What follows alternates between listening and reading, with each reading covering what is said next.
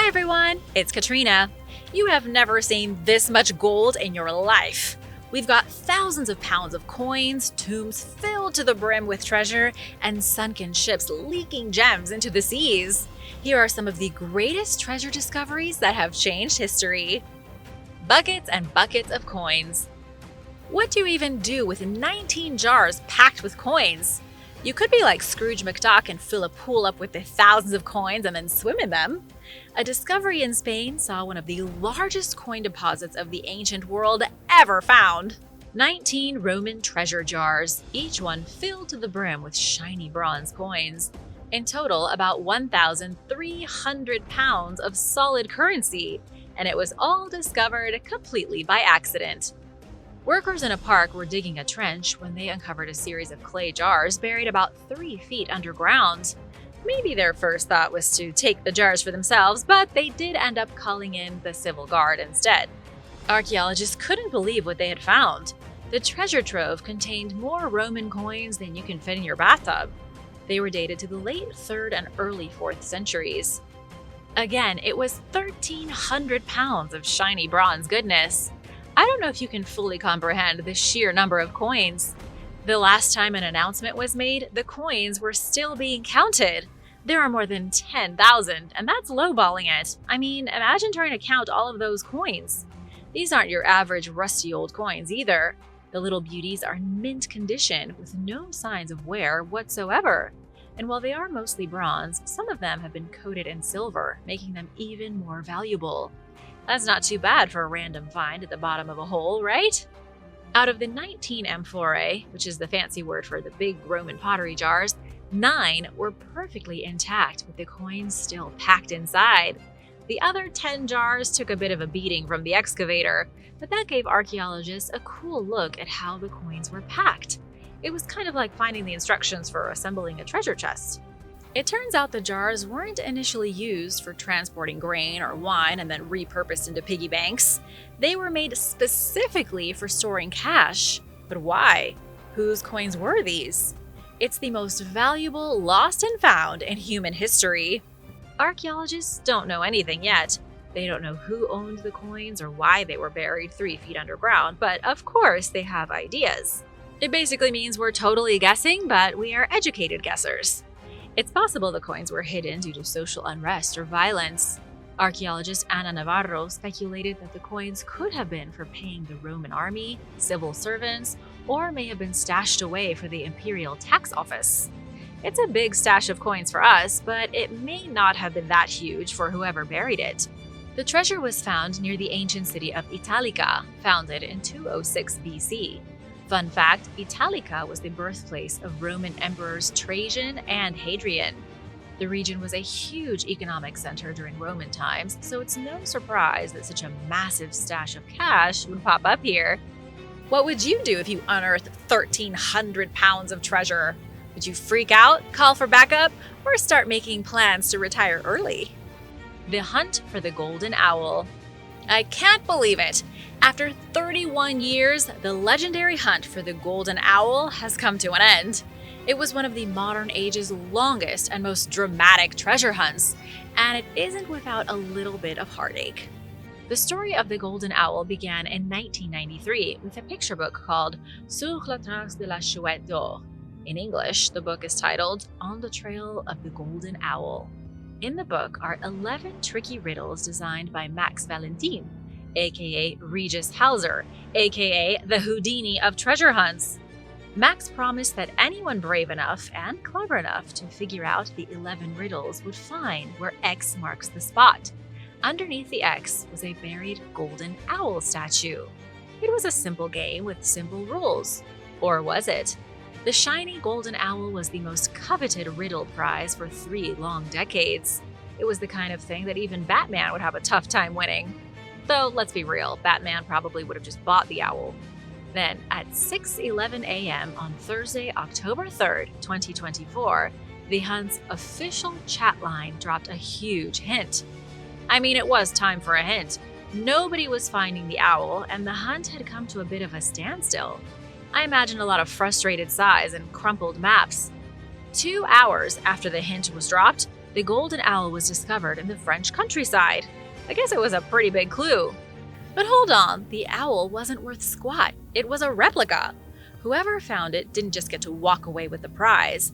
They had to prove they had found the owl replica the right way, without using any sneaky metal detectors. The person who found it, whose name has been concealed for safety reasons, had to crack those 11 mind-bending riddles to get to the spot where the owl was buried. Then they had to prove that they had cracked the riddles themselves. It's like showing your work on your math homework. Once the proof was confirmed, the winner of the treasure hunt was to exchange the replica owl with the real deal, which is worth anywhere from $300,000 to $400,000. That's not a bad reward for one of the world's toughest Easter egg hunts. But why did Regis Hauser set up this whole thing in the first place? He was inspired by Masquerade, a British bestseller from 1979. The Masquerade was a similar riddle-solving hunt that saw the UK break out in a frenzy as people tried to find an 18-karat gold hair. It only took the English 3 years before the hair was uncovered in a park in Bedfordshire. I mean, 3 years is still a lot, but compared to 31 years, it's a blink of an eye. While the golden owl has been found, there is still an ongoing hunt that you might want to get in on in North America. It's called The Secret, and it's been going on since 1982. As of right this second, The Secret still hasn't been fully solved, and the treasure is still out there. Did you have any idea these bizarre treasure hunts even existed? If I've inspired you to go hunting and you find a treasure, remember my 10%. And now for a quick break, because I wanted to give a big shout out and thank you to Jay Natividad, who is a new subscriber, and Raymond Lacasse Jr. for supporting this channel. Thanks so much for letting us be a part of your day. If you are new here, be sure to subscribe if you haven't already to join the Origins Explained family. The first big heist of 2025. A gang of thieves just pulled off a brazen robbery straight out of a Michael Bay movie. It was the Italian Job in real life. Only the thieves didn't steal any cash, they were after artifacts. Or rather, one very particular artifact, a relic from 2,500 years ago that is worth so much money the thieves risked blowing open the door of a museum with dynamite. Dynamite, really? What year is this? The heist went down in the middle of the night in Assen in the Netherlands. A gang of thieving ne'er-do-wells used dynamite to blow open the door of the Drents Museum. Then they made off with a helmet and 3 gold bracelets. They seem to have known exactly what they were after. Dutch police received a call about an explosion at around 3:45 a.m. A CCTV camera caught the moment, showing sparks flying and smoke billowing as the thieves made their getaway. The 3 gold bracelets date to about 50 BC, making them a little more than 2,000 years old. That's some seriously valuable jewelry. But it's the helmet that has the museum in an uproar. The scoundrels stole the legendary helmet of Cotofenesti, dating to the 5th century BC. The helmet is a priceless relic from the Dacian Empire. It's a gold headpiece with intricate designs of mythological scenes, and it has an extra set of eyes artistically drawn above the wearer's own eyes, which are meant to protect whoever is wearing the helmet from the curse of the evil eye. The helmet is the exact kind of thing you would want in your collection. It's the Rolls-Royce of helmets, mostly because it may have been worn by a Dacian king. Who else would wear a helmet like that? If you're not familiar with the Dacians, here's a quick recap. They were an ancient people who ruled parts of what is now Romania before the Romans came in and took it over. The Dacians were a lot like the Thracians, both of them being proud and powerful cultures that were essentially steamrolled by the Romans. Harry Tupin, the director of the Drents Museum, called it a dark day for the institution. In its 170 years of operation, the museum had never faced anything like this. But don't worry, Dutch police are on the case, with some help from Interpol. They have received over 50 tips so far, including a clue about a stolen gray car found burned out near the crime scene. These thieves were professionals. The car was found with stolen plates, and the police suspect they escaped in a different getaway vehicle. Every new piece of information makes the case of the stolen helmet more and more like a Hollywood heist. Who knew these kinds of high-profile robberies are still happening today? I wonder if they already had a buyer for that helmet. The treasures of the greatest tomb. Let me tell you about a dagger made from the stars, masks of pure gold, a baby in a gilded coffin, golden saddles, and a board game whose rules haven't been known in thousands of years. Can you guess where all these treasures came from? It would be irresponsible to make a video about treasure hoards that changed history without mentioning everyone's famous pharaoh, Tutankhamun. Over 100 years ago, on November 4th, 1922, the ultimate treasure hunt came to an end. British archaeologist Howard Carter made a discovery so epic it would make Indiana Jones look like a boring third-grade math teacher. Carter and his team uncovered a hidden stairway beneath the sands of Egypt's Valley of the Kings. When they finally descended the stairs and reached the secret room below, let's just say Carter was speechless. Imagine walking into a room filled with gold. It must be how Aladdin felt in the Cave of Wonders. Carter was faced with strange animals, statues, and so many other things made from gold that he might have started hyperventilating. And not to be a negative Nelly, but there are rumors that Howard and some of his entourage may have pocketed a few treasures, which are still floating around in private collections. But that hasn't been confirmed. King Tut only ruled for about 10 years before dying at 19, but what made his tomb so special was that it was nearly untouched. Historians don't think that Tut's rule was particularly interesting. Tut himself is believed to have been the product of such rampant inbreeding he couldn't produce an heir. But thanks to Carter's discovery, we know that King Tut's wife, Ankhesenamun, whom he married at age 12, bore 2 stillborn daughters who were buried in their father's tomb. Unlike other tombs that had been ransacked by tomb raiders or flooded, King Tut's treasures had been well preserved, giving the world a glimpse into the riches of ancient Egypt. Today, his tomb remains the greatest archaeological find of all time, containing over 5,000 priceless artifacts. There's the iron dagger, which at first glance might seem like just another knife. But here's the twist. King Tut died in 1323 BC, centuries before the Iron Age even began. His dagger is made of iron that fell from the heavens in the form of a meteorite. It's a cosmic weapon. Carter's team found a simple linen scarf inside a chest, which wasn't all that interesting until they untangled it. In the scarf were gold rings. It turns out some tomb robbers may have been interrupted during their attempted looting. The rings were likely left behind in a panic when they heard footsteps and tried to hide. I wonder what became of those would-be thieves. Were they caught? What punishments did they give tomb raiders back then? Archaeologists found a copy of the board game Senet, which was popular in ancient Egypt. Some believe it was a game of fate, where playing against the god of death itself was a way to prove one's worth for eternal life. That is some high-stakes gaming. King Tut himself sported some serious bling, even on his feet. His golden sandals, which were way fancier than any pair of flip-flops I've ever had, were found in the tomb. Even the soles had depictions of Egypt's enemies drawn on them. That way, King Tut could walk around stepping on his enemies every day. Savage, but stylish. These are only a handful of examples. I obviously can't go into detail on all 5,000 artifacts today, but I will leave you with a vision of the king's canopic jars. The fancy containers used to store Tut's organs were found in a stunning golden shrine with 4 goddesses guarding them.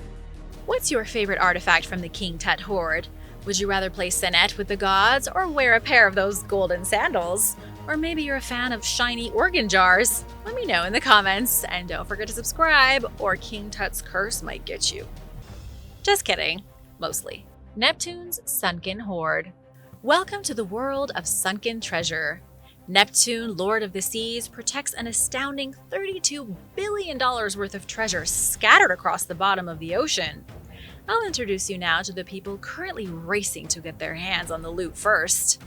Starting with the Colombian government, they are currently in a hustle to recover a jaw-dropping $20 billion in treasure from the sunken 18th century ship, the San Jose. Now, I've talked about the San Jose before on the channel. It is the premier treasure ship of the world, launched in 1698 and lost near Cartagena in 1708. At the time of her sinking, she was loaded with gold, silver, and shining emeralds. In 2025, the total value is between an estimated $17 and $20 billion. Everyone knows where the San Jose is. Well, everyone who has access to top-secret underwater maps and sonar equipment, that is. The ship was found at a depth of about 1,800 feet in 2015 by the Woods Hole Oceanographic Institution. And now there is an international fight going on to recover the ship's treasure. Colombia wants it because it's in their waters. In 2024, the local government announced plans to recover some items from the wreckage, items as in gold and jewels. But the San Jose isn't the only treasure-filled shipwreck in the middle of changing history. Meet Carl Allen, a Texas tycoon who invested millions in what he calls the ultimate adult Easter egg hunt. Because who needs chocolate bunnies when you can have gold doubloons? Carl is proof that inside every grown man is a secret pirate lusting after treasure. Carl is trying to scavenge treasure from shipwrecks around the Bahamas. Shipwrecks like the Nuestra Señora de las Maravillas, which sank in 1656 somewhere in the northern Bahamas. Talk about a ship that couldn't catch a break. It's like the Titanic, but with significantly more gold and less Celine Dion. The Spanish galleon was carrying silver bars and gold items when it sank after a collision with a reef. While a few riches were recovered in recent years, treasure hunter Carl Allen is now hard at work trying to retrieve what's left. He believes there is still more than $1 billion worth of loot down in the dark water waiting to be scavenged. But the truth is that no one really knows how much is left. There could be no coins at all, unless that's what he wants us to think. Off the coast of Sumatra is the wreckage of the Flor de la Mar, which sank in 1511. It was a Portuguese battleship fresh off a military campaign in Malacca, loaded up with booty. I'm not talking about vacation souvenirs here. Some of the treasure was taken from the Sultan's royal palace. The Flor de la Mar was hit by a storm and poof, 80 tons of gold and valuables worth a whopping $2.5 billion today disappeared beneath the waves. Just like the Colombian government obsessed with retrieving treasure from the San Jose, the Indonesian government is trying to salvage the Flor de la Mar's treasure. Another ship Carl Allen has his eyes on is one without a name. It's known simply as the Unknown Slave Ship, destroyed off the coast of the Bahamas in 1786. Carl said the shipwreck might be hiding as many as 280,000 coins. All that's known of this ship's dark history is that it dropped off 800 slaves in the Caribbean and left with their weight in gold coins. Then it hit a reef and sank. Is that karma at its finest? Someone already salvaged 100,000 of the original 380,000 coins. Allen and his crew have found a total of 4 coins. That leaves 279,996 more to go. Are you ready to go treasure hunting yet? Grab your diving gear and meet me down at the pier. Secrets of the Great Viking Treasure. Can you guess which civilization was responsible for leaving behind one of the most impressive treasure hoards ever? I'll give you a hint. The hoard was recovered in the middle of nowhere in Scotland. You know, the kind of place where the sheep outnumber the people 10 to 1. Maybe you're thinking the Romans, maybe the Celts, or the Picts. The answer is the Vikings. Those guys were serious about their loot. A man with a metal detector, hoping to maybe find an old coin or two, stumbled upon what is now known as the Galloway Hoard in 2014. It dates to 900 AD, making it more than 1,000 years old. The hoard is a mixed bag of nearly every kind of relic you can think of, including 10 pounds of Viking silver. And we all know how much the Vikings loved their bling. There was also some earlier Anglo-Saxon jewelry, a few religious relics, and the largest collection of Viking-age gold ever found in Britain or Ireland. One of my favorite pieces is a beautiful pin shaped like either a flamingo or a phoenix. Expert Martin Goldberg thinks it's a phoenix since Vikings had probably never even seen a flamingo before. They didn't have zoos in Scandinavia yet that I know of. The hoard was found in a shallow pit in a place that is very hard to pronounce, but I'm gonna try. Kirkcudbrightshire. There we go. First, archaeologists dug up 22 pieces of silver, including flattened arm rings and ingots that may have been used as the Viking version of cash. Then they almost packed it in and went home.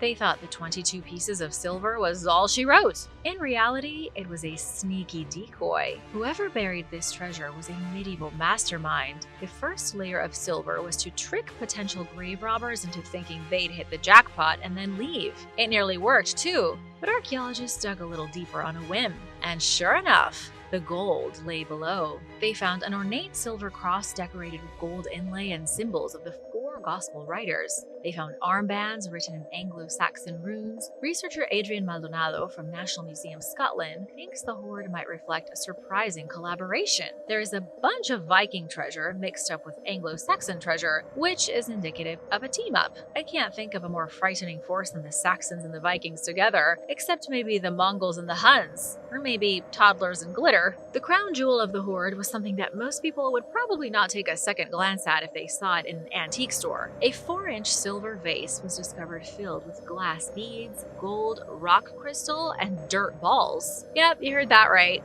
Dirt balls. The dirt balls are so cool because they were most likely mementos from pilgrims who visited sacred sites. It was customary to roll a ball of dirt in the gold-flecked shrine dust of an altar. Then the pilgrim took that dirt ball home with them as a souvenir. If you tested that dirt, you could find out everywhere a Viking pilgrim would have traveled to. The Viking silver is cool, but there's just something so personal about the dirt balls. You never know what you're going to find in a buried treasure hoard. And for that matter, you never know what you're going to find in an ancient statue. That's up next. Treasure stuck in a statue. You've seen statues of the Virgin Mary cry blood. You've seen statues of Jesus weep real tears. But have you ever seen a statue leak old coins? At St. Andrew's Church in Eisleben, Germany, a restoration worker was chipping away at the grime of a statue from the 1600s when the unimaginable happened. A chunk of grime chipped off and coins started spilling out from inside. It's like the statue was saying, "Surprise!" The statue was a piggy bank. Restorers working on the sandstone statue uncovered a stash of 2,584 coins. Some gold, others silver, and a whole heap of pennies too. 800 to be exact. They were all hidden inside the statue's leg. Other than pennies, there were silver thalers and valuable gold coins known as golden angels. Does that mean they were holier than other coins? The gold currency was neatly wrapped in paper and labeled, which makes experts think they were part of the church's treasury. But why hide the treasury in the leg of a statue? Experts think it has something to do with war. The treasure was carefully packed into 4 bags and placed in the leg of the statue for safekeeping. It's believed the stash was hidden around 1640, which was smack dab in the middle of the chaotic 30 Years' War.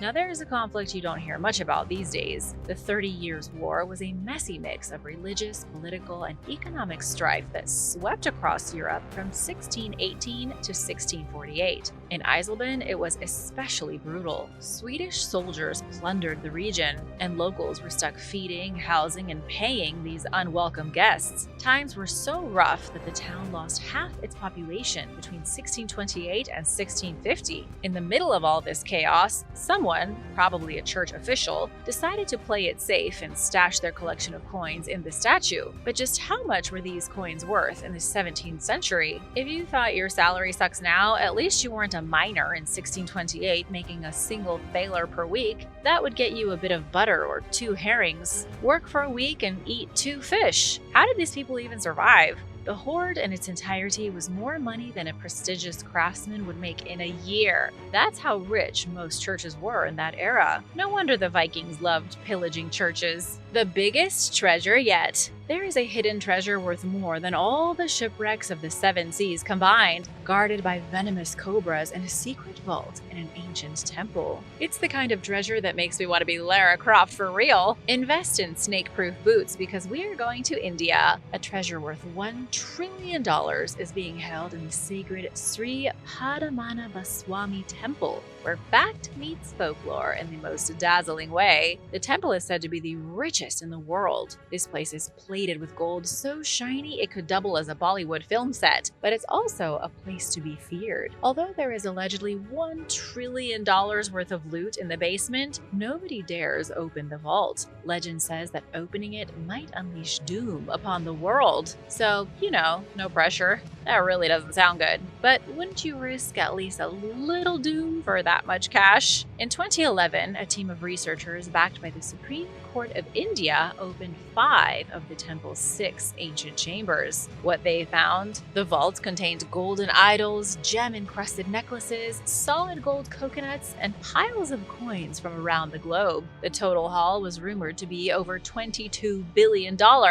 That's billion with a capital B. But then there's Vault B, the one room that wasn't opened by researchers. It has 2 giant cobras painted on its door, which is ominous enough for me. It also doesn't have bolts, latches, or any normal way to open it. There's definitely no door handle. Legend has it the vault is sealed shut with ancient magic that only high-level sadhus, which are India's version of spiritual ninjas, probably more peaceful but still very stealthy, can break by chanting the sacred Garuda mantra. So why don't they just get the spiritual ninjas to crack the door open? Even the Supreme Court seems hesitant to grant permission for archaeologists to force open the vault, despite knowing it could hold more money than a Nigerian prince's bank account. Theories about what's hidden beyond Vault B are enough to make your head spin. Some say the walls of the inner sanctum are made of solid gold. Emily Gilchrist Hatch, a writer from the 1930s, claimed explorers once tried opening the vault, but ran screaming when cobras swarmed out. Who even owns all this treasure? Surprisingly, not the government. The temple has long been managed by the Travancore royal family, who consider the treasure offerings to Lord Vishnu,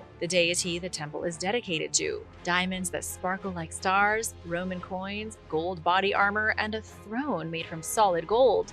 It's all collecting dust in the name of Vishnu. Talk about a divine retirement plan. Do you think Vault B should be opened? Should archaeologists risk the curse and cobra fangs? A lost civilization in Panama. Cha-ching! So much gold treasure has been found in Panama, it's being called incalculable. Enough gold to make even a dragon jealous. But it's not the treasure itself that has archaeologists amazed. It's the fact that it was found in a tomb from a lost civilization. Now we're talking. Archaeological work in Panama is no easy task. Sweating buckets, researchers at the site of El Caño meticulously uncovered an ancient tomb loaded with gold. I mean, imagine the humidity. They deserve hazard pay, and maybe a solid gold fan. According to Panama's Ministry of Culture, the tomb belongs to a high-ranking Gran Cocle lord, possibly a chief or a king or a ruling shaman. If you've never heard of Gran Cocle before, don't worry, me neither. They are Panama's answer to the Maya. Gran Cocle was a pre-Hispanic culture that thrived between 200 BC and 1550 AD. These people were known for their incredible craftsmanship and love for all things gold. You might call them the bling kings of Central America, but there is very little additional information about their culture. Scientists know almost nothing about them, especially compared to well-studied cultures like the Maya or the Aztec. By the year 1000 AD, the site of El Caño was abandoned. The newly found treasure tomb is part of a necropolis built around 700. It was used for about 300 years or so, and then forgotten. No one has any idea where the people went. It's like they collectively decided, okay, we're done with this place, and just poof. The lack of pillaging done to the tomb suggests that no one even knew the necropolis existed after it was abandoned. If people had known about it, surely someone would have tried to steal the treasure. As for the lord of the tomb, he was found buried face down and resting on top of a woman. What a bizarre sleeping arrangement for the rest of time. The weird positioning is another mystery scientists haven't solved yet. Other burials from the Cocle culture are similar to this one, so it was likely part of a tradition among rulers. The woman may have been sacrificed to accompany the dead lord to the afterlife. They really took their +1 to the extreme. Julia Mayo is the director of the El Caño Foundation. She's been leading this dig since 2008 and has helped uncover much of the treasure. Treasure-like belts fitted with gold beads, gold bracelets and earrings, an earring shaped like a crocodile, and sperm whale teeth sheathed in gold. And let's not forget the creepy objects carved out of dog teeth and the flutes carved from animal bones. The largest treasure in British history. A group of metal detectorists in Britain in 2019 unearthed not gold, but silver. A whopping 2,584 silver coins to be exact. That's like finding a real-life pirate stash, except instead of gold doubloons, these were Norman-era coins. And the craziest part? This hoard, while the largest ever discovered in Britain, is actually smaller than you might guess. Remember that massive 1,300-pound pile of Roman coins I mentioned before? This silver stash is a lightweight compared to that mountain of metal. So if it's not the sheer size, What makes these coins worth a jaw-dropping $5.5 million?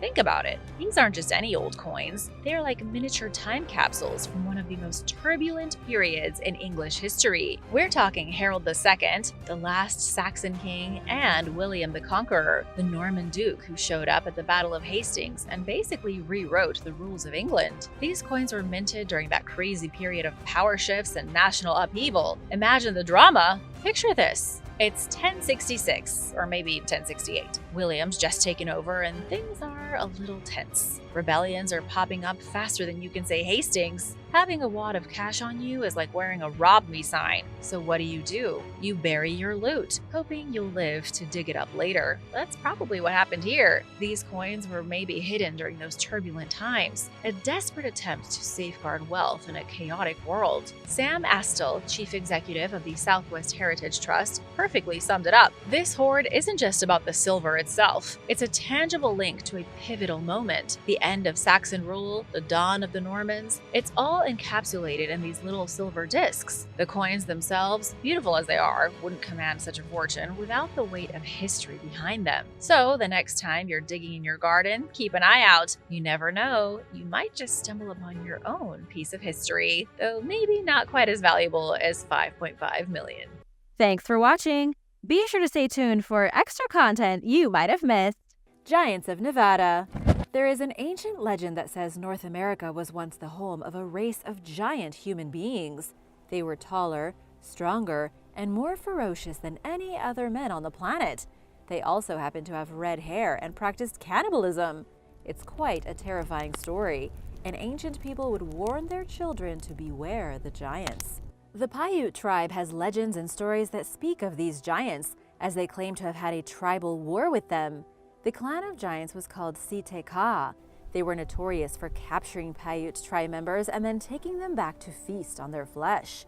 According to the Paiute, this finally came to an end when they chased the giants into a cave, filled it full of flaming arrows, and suffocated and burned the giants alive. But just how much of this is true? Depending on who you ask, maybe all of it. The entrance to this particular cave collapsed a few centuries ago because of an earthquake. It wasn't discovered until 1911, 20 miles south of the town of Lovelock in Nevada. The Sunset Mining Company went into the cave to mine bat guano. During the mining, the workers discovered a series of artifacts that lent some serious credibility to the story of the Paiute and the giants. They even allegedly found 2 skeletons of humans that measured over 8 feet tall. If true, this would dramatically change history as we know it. It would confirm that giants really did walk among us. However, these skeletons inevitably vanish without a trace, and the cave was forgotten. So there is no way for modern archaeologists to either confirm or deny that they were ever found at all. Coins from Atlantis. The mystery of the lost city of Atlantis may have just been solved after a researcher made a revelation analyzing a coin from 2,400 years ago. As you may already know, the mythical island of Atlantis was first described by Plato, the Greek writer. He claimed Atlantis was a nation unlike any other in the world, hugely advanced and insanely wealthy. However, Atlantis eventually fell into the Atlantic Ocean, and all trace of it was lost. Christos Jonis believes that a coin found over 2 decades ago could hold the secret of Atlantis' true location. The coin was discovered by Mark McManaman, a professor of geology. It was minted in ancient Carthage in the year 350 BC, with one side of the coin printed with an ancient map of the world. It's this map that has revealed the clue to the possible location of Atlantis. In the center of the map is the Mediterranean basin, and there appears to be an unknown landmass across from the geological formation known as the Pillars of Hercules. This is exactly where Plato described Atlantis as being. Plus, the coin was minted around the time that Plato was alive. The suggestion here is that people knew about Atlantis before it sank. It was basically common knowledge. Archaeologists still haven't found any trace of it in the Mediterranean, but its presence on the coin suggests it was definitely there. It could be that a powerful earthquake destroyed Atlantis so effectively that even with archaeologists looking at its exact location, they still can't see any leftover ruins of the ancient city. Ancient ghost tracks. A series of ancient ghost tracks just discovered by archaeologists could force schools all over the world to rewrite their textbooks. These ancient ghost tracks are actually human footprints left in the dirt 23,000 years ago. They were found in New Mexico, and scientists say they prove that humans set foot in America thousands of years before previously thought. Until recently, archaeologists have been in agreement that the first humans arrived between 13,000 to 16,000 years ago. But thanks to these ancient footprints, scientists say it happened at least 7,000 years before that, maybe even 30,000 years ago.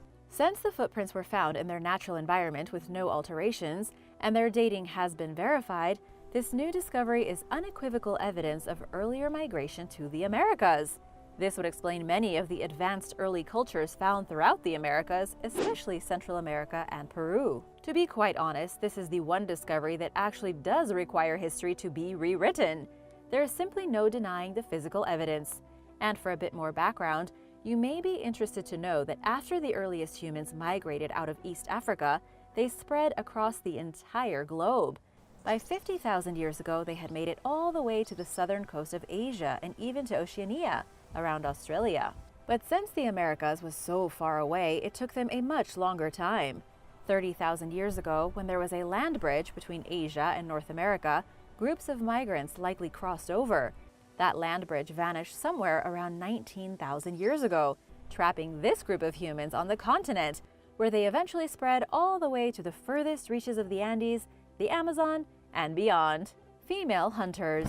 When you think about the earliest hunters in the Americas, you might think of muscled men in loincloths with bows and arrows. But a recent study done by researchers at the University of California says that this could be a false narrative. In fact, everything we know about early hunter-gatherers may need to be reworked. For centuries, we've been taught that men hunted and women gathered.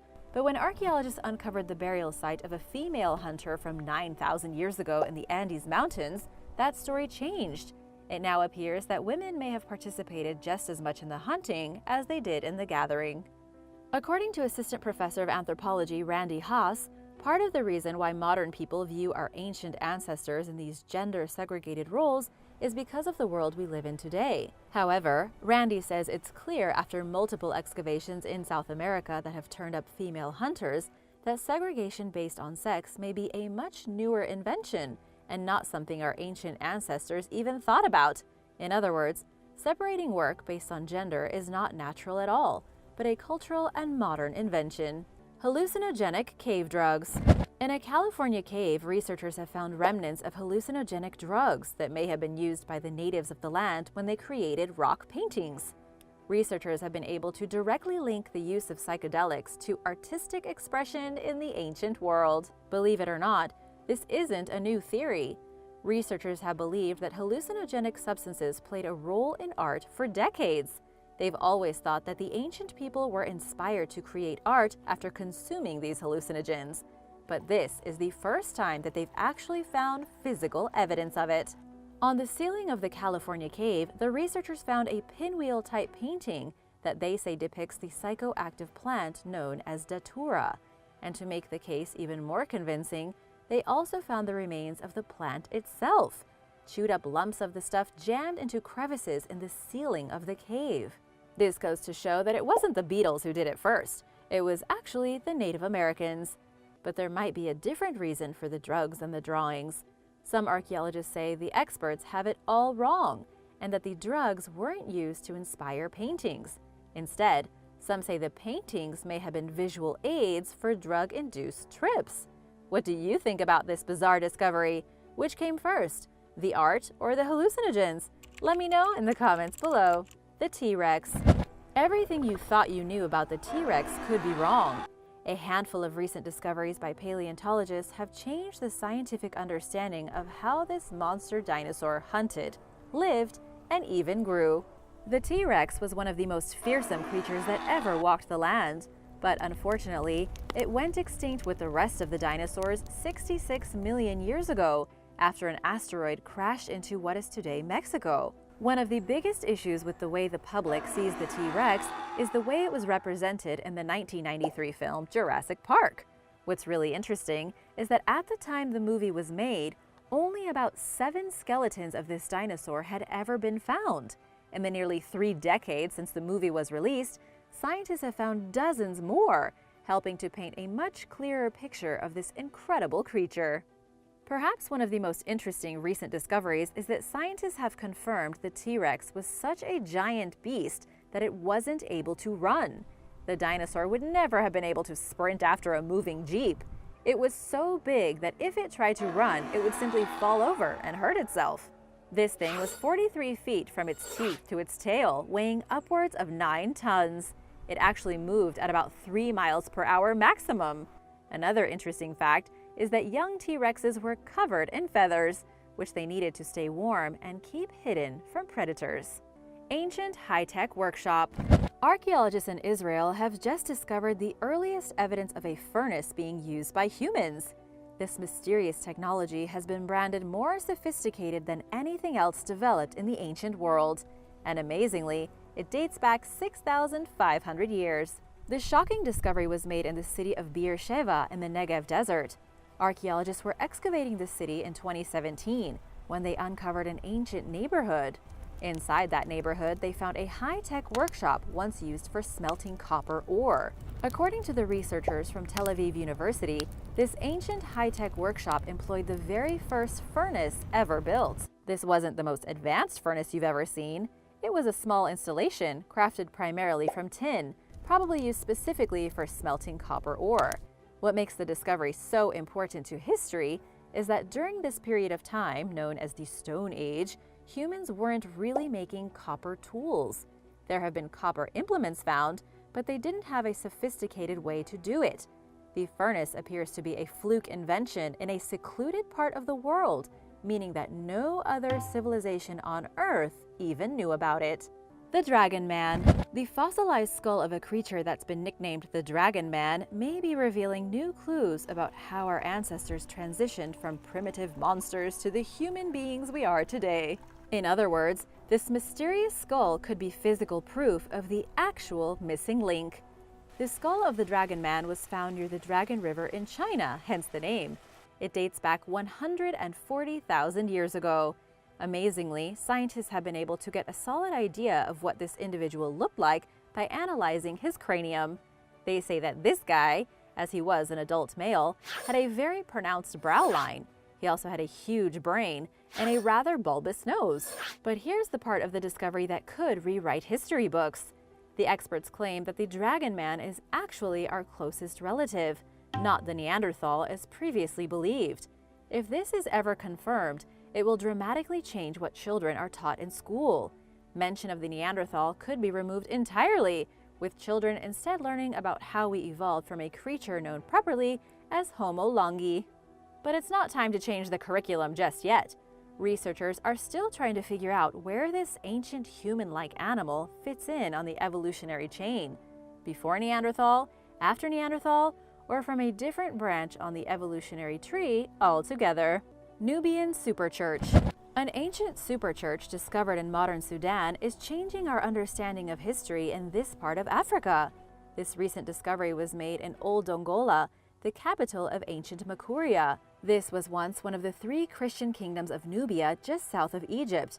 The amazing part about the superchurch is that researchers say it's the largest of its kind ever identified in Nubia. To understand why this could change history, we need to go back in time. Old Dongola was a thriving metropolis for 1,200 years. It functioned from between the 5th century until the 18th century, at which point the city was abruptly abandoned. In medieval days, when the Nubian kingdom converted to Christianity, the city was at its most splendid. This superchurch was likely the seat of a powerful archbishop who governed the area. It was so big that archaeologists claim it had likely been used as the seat of power for the entire kingdom during the Makurian period. Whereas Nubia wasn't really considered to be a powerful Christian empire before, the size, splendor, and luxury of the superchurch suggests they were a much larger Christian powerhouse than previously imagined. The biggest mystery is trying to understand why and how they lost power, and basically went extinct in the 18th century. Mysterious runes. A series of mysterious runic letters scratched onto a cow bone from the 7th century could change history. This discovery was made in a small village in the Czech Republic called Lany by a graduate student. The student uncovered the rib bone of a cow and immediately identified the strange markings carved on its surface as being made by a person. She couldn't figure out what the symbols were, but they were clearly man-made. The student's name is Alina Slamova, studying at the Masaryk University in Brno. She took the mysterious bone to her colleagues for additional analysis, and they soon realized that the carvings were Germanic runes, a type of alphabet used by Germanic people between the 2nd and 7th centuries AD. Carbon dating proved it to be 1,400 years old, from 600 AD. The reason this discovery could change history is that the bone dates back 200 years before the Slavic people in the area came up with their own language. One of the theories is that the carvings were made by a Germanic person living in the territory of the Slavs. Another theory is that the bone was inscribed by a Slavic person who had learned the Germanic alphabet and was practicing on cow bones. Whatever the case, it shows that there was at least some cooperation between the Slavic people and the Germanic, when history shows they were almost always at war with one another. Somehow, before learning their own language, the Slavic people from what is now the Czech Republic were taught to write with the Germanic alphabet. Thanks for watching! Which new discovery do you think will rewrite the history books? Let me know your thoughts in the comments below. And if you haven't already, be sure to hit that subscribe button for more videos like these. See you soon! Bye!